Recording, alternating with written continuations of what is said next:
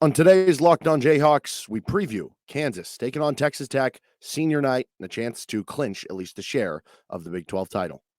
You are Locked On Jayhawks, your daily podcast on the Kansas Jayhawks, part of the Locked On Podcast Network, your team every day.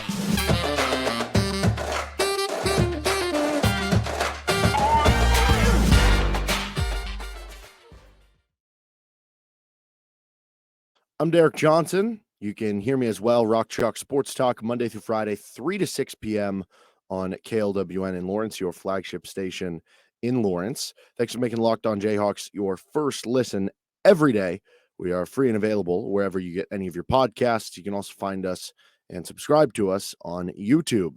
And on today's edition of Locked On Jayhawks, we're going to be previewing Kansas's final home game of the 2022-23 season. It'll be senior night, taking on the Texas Tech Red Raiders, and a chance to clinch at least a share of the Big 12 title against Tech. But first, this episode of Locked On Jayhawks is brought to you by FanDuel Sportsbook, the official sportsbook partner of Locked On. Make every moment more. Visit FanDuel.com/LockedOn today to get started. Kansas takes on Texas Tech, and coming into this one, the top storylines. We'll start right with KU trying to clinch at least a share of the Big 12 title. So if KU wins this game, they're guaranteed at least with Texas for the Big 12 championship in the regular season, which, a couple weeks ago, it's not that KU was completely out of it, but wasn't a favorable spot for KU, being down 2 games to Texas, but then they beat Texas in Lawrence, and from there stayed within 1 game or got tied, and now moving in front here. So KU can clinch at least a share of it by beating Texas Tech. If KU beats Texas Tech and Texas then later loses at TCU on Wednesday, which, that's kind of a coin flip game, then at that point, Kansas would have clinched the Big 12 outright.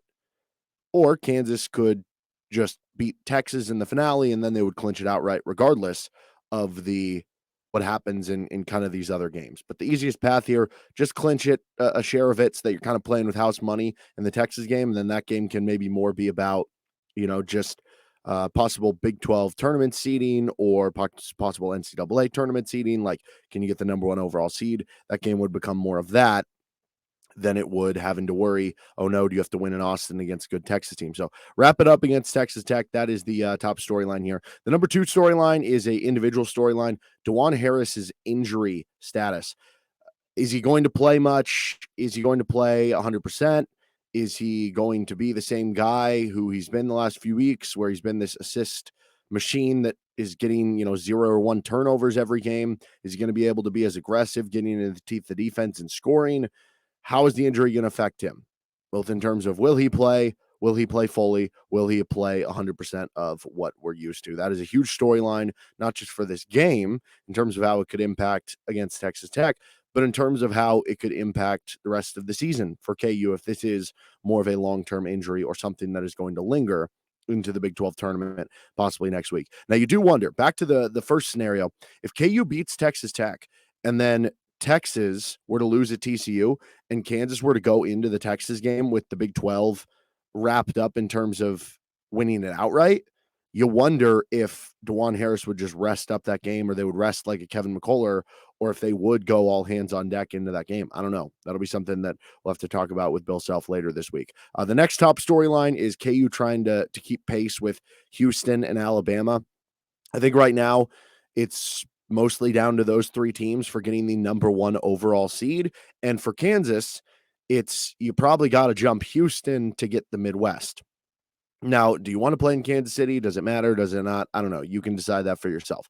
But I think if you want to get that number 1 overall seed, and hypothetically, you want to get as high of a seed as possible, it just looks cool. And typically that might set up for an easier bracket. I know you don't totally know how that's going to work out till you get to Selection Sunday, but,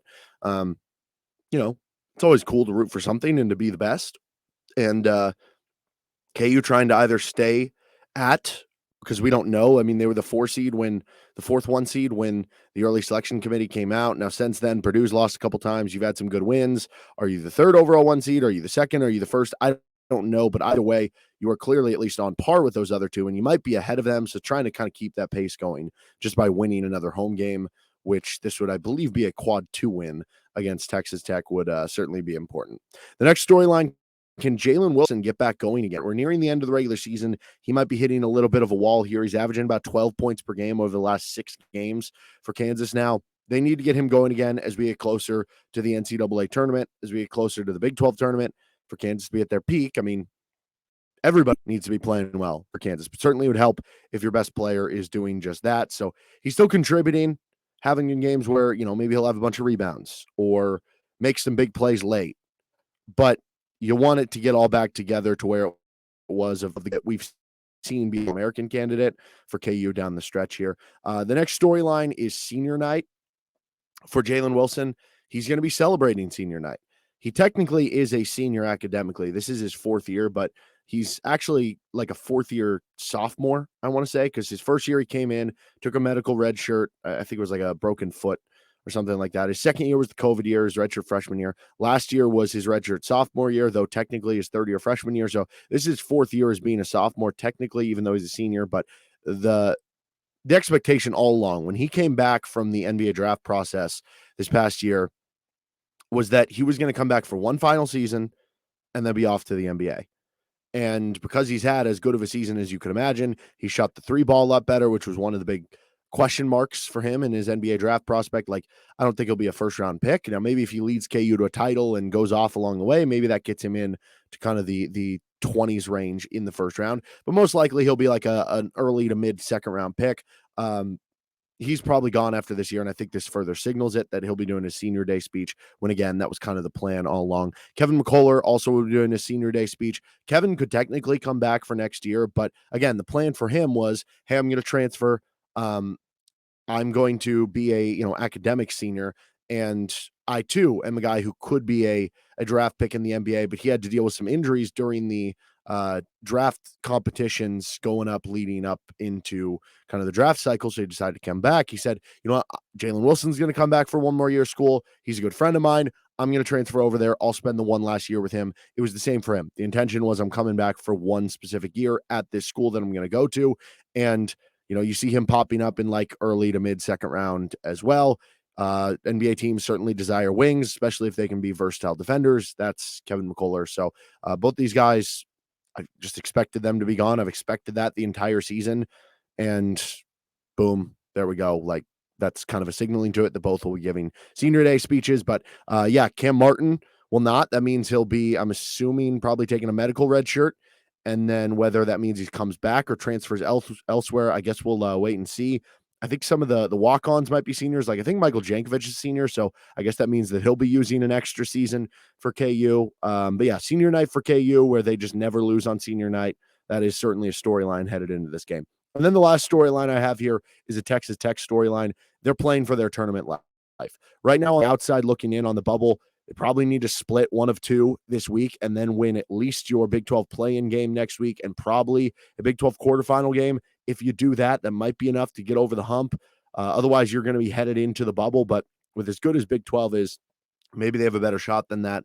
Certainly a win for them in Lawrence would put them on the right side of the bubble. So they're kind of playing for their tournament life coming into this game. All right, we're going to get on to our Texas Tech scouting report, what happened in the first game in just a second here. But first, this episode of Locked On Jayhawks is brought to you by Built Bar. Are you looking for a delicious treat but don't want all of the fat and calories? Then you got a Built Bar. And if you want to eat healthier but don't want to compromise taste, that's perfect, because Built Bar, healthy is actually tasty. What makes Built Bar so good? For starters, they're covered in 100% real chocolate. And they come in unbelievable flavors like peanut butter brownie and coconut almond. I'm not sure how Built does it, but the bars do taste like candy bars while maintaining amazing macros. They're only 130 calories. They have 4 grams of sugar. That's it. And a whopping 17 grams of protein. And now you don't need to wait around to get a box. You can still order online if that's easiest for you. Order at built.com with your Built Bars. Or you can go get them in person. Go to your nearest Walmart or Sam's Club today. You can go to Walmart, go to the pharmacy section, grab yourself a 4-bar box of cookies and cream, double chocolate, coconut puffs. Head to your closest Sam's Club. You can get a 13-bar box with hit flavors like brownie batter and churro, Or again, you can order online still at built.com. You can thank me later with Built Bar. Kansas takes on Texas Tech on Tuesday night, Getting ahead of myself with the Texas game on Saturday. Pregame will start at 6:30, tip-off at 8 o'clock on KLWN in Lawrence. What happened in the first meeting? Well, Kansas won a close game, 75-72 at Texas Tech. It was a fun offensive game, which you're not used to seeing in some of those KU Tech matchups. For KU, they shot 51% on twos. They went 11 of 24, good for 46% on threes. They only shot 4 free throws all game long. They went 2 of 4. That was a game that they were letting both teams play very, very physically. Tech fans were very unhappy with the finish to the game, with the way the whistle was going. Kansas ended up with 11 offensive rebounds to just 7 for Texas Tech. And KU had 22 assists to 12 turnovers. That's a really good mark against a aggressive Tech defense.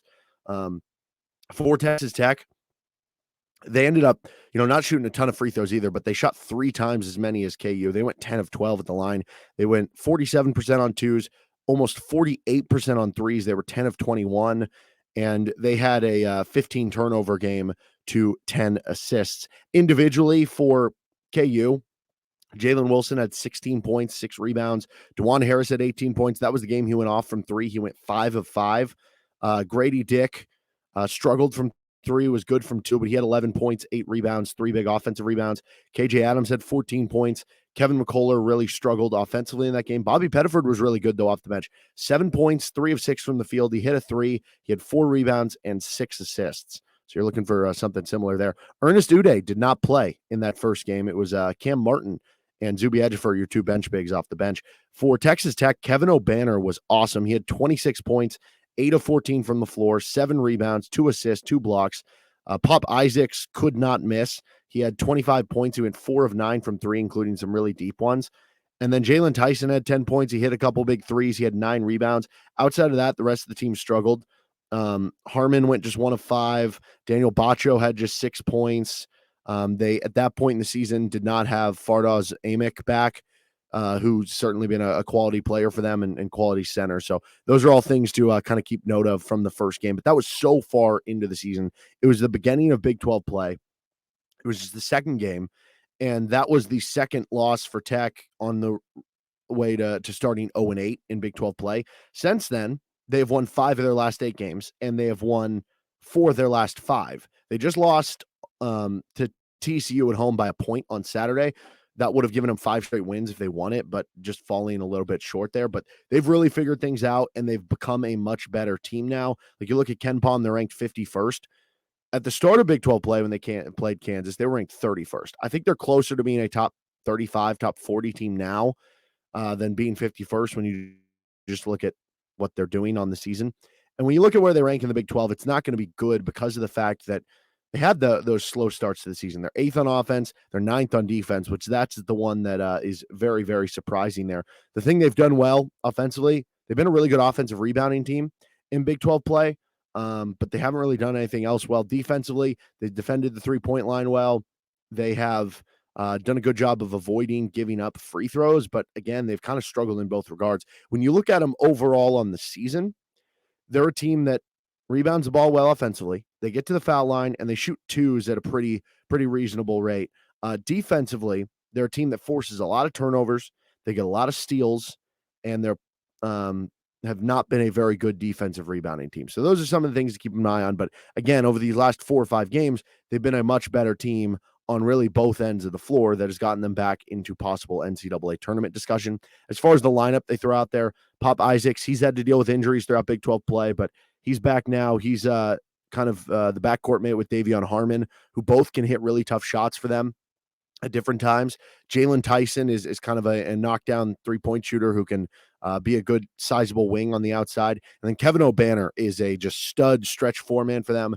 They play Fardaws Amick at the 5 mostly. I think Bacho has been injured lately, but Amick has really taken over that 5 spot regardless. So everything's good there. You'll see some like KJ Allen, a little bit of Kerwin Walton, like maybe some DeMaurian Williams or Lamar Washington off the bench for this team. But for the most part, Isaacs, Harmon, Tyson, O'Banner, and Amick are playing a lion's share of their minutes for that starting 5 and certainly make things difficult for you.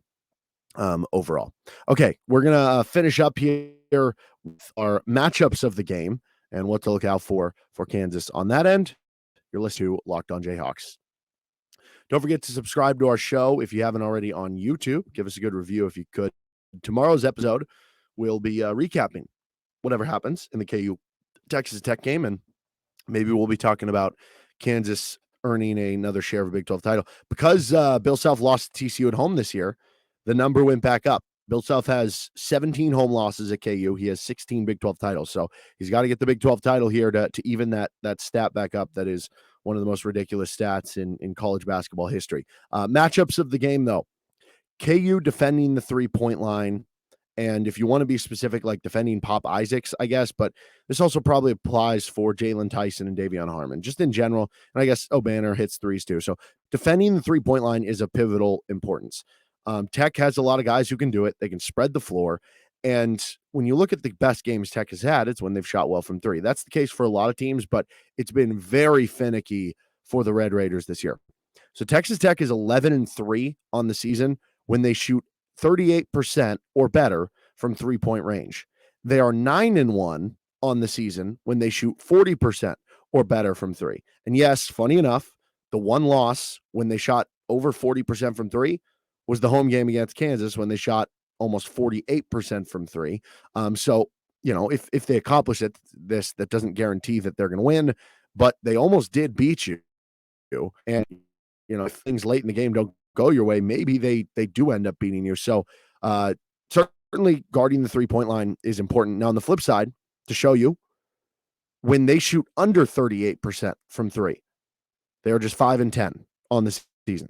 So there's a very big difference. 5-10 versus 11-3 with that number of 38% on three-point shots this season. You have to be able to defend the three-point line. I wonder how KU will defend this.